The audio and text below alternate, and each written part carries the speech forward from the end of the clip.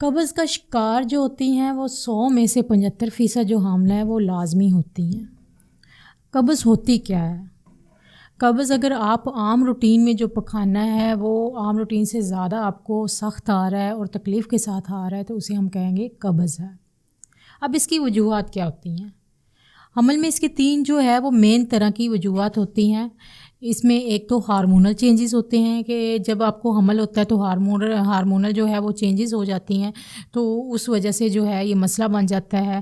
جو آنتے ہیں ان کی حرکت سلو ہو جاتی ہے، پانی جلدی جذب ہو جاتا ہے اور وہ جو پخانہ ہے وہ سخت ہو جاتا ہے۔ پھر جب پخانہ آتا ہے تو تکلیف کے ساتھ آتا ہے، اسے پاس کرنا ذرا مشکل ہوتا ہے۔ دوسری اس کی جو وجہ ہوتی ہے وہ ہوتی ہے کہ اس کی جو حرکت ہے جو حمل میں جو جسمانی حرکت ہے وہ کم ہو جاتی ہے، کہ اس کی ہم لوگ جو عام روٹین میں زیادہ حرکت کرتے ہیں، موومنٹ جسم کی زیادہ ہوتی ہے، ورزش وغیرہ ہوتی ہے، واک ہوتی ہے، تو حمل میں کم ہو جاتی ہے، جس کی وجہ سے یہ مسئلہ بن جاتا ہے۔ اس کی کم حرکت کی وجہ سے جو قبض ہے وہ ہونا شروع ہو جاتی ہے۔ تیسری وجہ جو ہوتی ہے وہ میڈیسن ہوتی ہے، جو آپ سپلیمنٹ لے رہے ہوتے ہیں، جو کہ ضروری بھی ہوتے ہیں کیونکہ ہمارے یہاں جو انیمک کا مسئلہ بہت زیادہ ہے، بہت عام ہے، تو جو آپ سپلیمنٹ لے رہے ہوتے ہیں، آئرن لے رہے ہوتے ہیں، اس وجہ سے بھی جو ہے وہ قبض کا مسئلہ آ رہا ہوتا ہے، تو اس وجہ سے بھی یہ قبض ہونا شروع ہو جاتی ہے۔ اب اس کی علامت کیا ہے؟ اس کی جو علامت ہیں وہ یہ ہوتی ہے کہ جو عام روٹین سے پخانہ جو ہے وہ زیادہ تکلیف کے ساتھ آتا ہے اور سخت آتا ہے۔ بعض لوگوں کو 2 3 پخانہ آتا ہی نہیں ہے، اور جب آتا ہے تو بہت زیادہ انہیں تکلیف ہوتی ہے۔ پیٹ میں ایسی بے چینی سی، درد سی ہونا، گیس کا ہونا، جو سینے پہ بوجھ سا محسوس ہونا، ایسے لگنا کہ جیسے آپ نے کھایا ہے تو اٹکا ہوا ہے، گلے میں اٹکا ہوا ہے، باہر آ رہا ہے، تو اور ساتھ میں یہ ہوتا ہے کہ جو پیٹ کے نیچے والا حصہ ہوتا ہے اس میں درد بھی ہونا شروع ہو جاتی ہے۔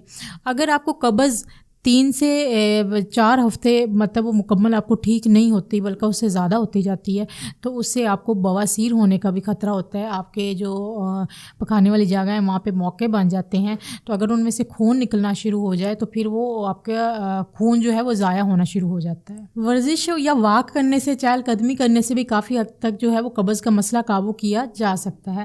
اب آپ نے کن چیزوں سے بچنا ہے؟ جو بھی ریفائن آئٹم ہیں، میدے کی بنی ہوئی جتنی بھی چیزیں ہیں، بیکری آئٹم ہیں، تلی ہوئی چیزیں ہیں، ان سے آپ نے مکمل طور پر بچنا ہے۔ اگر آپ وہ استعمال کرتے رہیں گے ساتھ میں تو پھر مسئلہ بن جائے گا، پھر آپ کو قبض جو ہے وہ ختم ہونے میں دشواری کا سامنا کرنا پڑ سکتا ہے۔ اب یہ ہوتا ہے کہ کچھ میڈیسن ہوتی ہیں اورل لی جاتی ہیں، کچھ بائی ریکٹم لی جاتی ہیں، اس میں سیرپ وغیرہ ہوتے ہیں جو آپ کو دیے جاتے ہیں۔ اس میں سیرپ بھی 2 طرح کے ہوتے ہیں، ایک جو آنتوں کو اسٹیمولیٹ کرتے ہیں وہ بچے دانی میں دردیں کر سکتے ہیں، اور ایک دوسرے ہوتے ہیں جو دوسرے سیرپ ہوتے ہیں وہ دیے جاتے ہیں حاملہ کو، تاکہ ان کو خدا نخواستہ بچے کا کوئی مسئلہ نہ بنے۔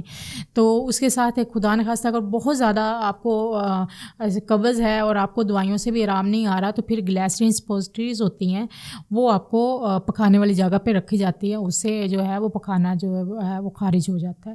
تو قبض جو ہوتی ہے حمل میں نقصان پہنچاتی ہے۔ ایک مین ریزن ہوتی ہے جب آپ زور لگاتے ہو تو خدا نخواستہ آپ کو دردیں لگ سکتی ہیں، شروع والے دنوں میں بلیڈنگ ہو سکتی ہے، کوئی بھی مسئلہ ہو سکتا ہے۔ اس لیے جتنا ہو سکے آپ قبض سے بچیں، اور یہ آپ کو اور خوراک میں آپ اسب گول کا چھلکا جو ہے وہ لازمی استعمال کریں، چاہے وہ دودھ کے ساتھ استعمال کریں، پانی کے ساتھ استعمال کریں۔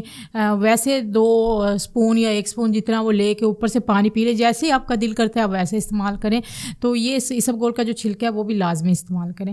اب امید ہے جو مفید معلومات ملی ہوں گی آپ کو ویڈیو سے۔ اگر کوئی بھی آپ نے سوال کرنا ہے تو آپ کمنٹ کر کے پوچھ سکتے ہیں۔ اپنا بہت سا دھیان رکھیے گا۔ اللہ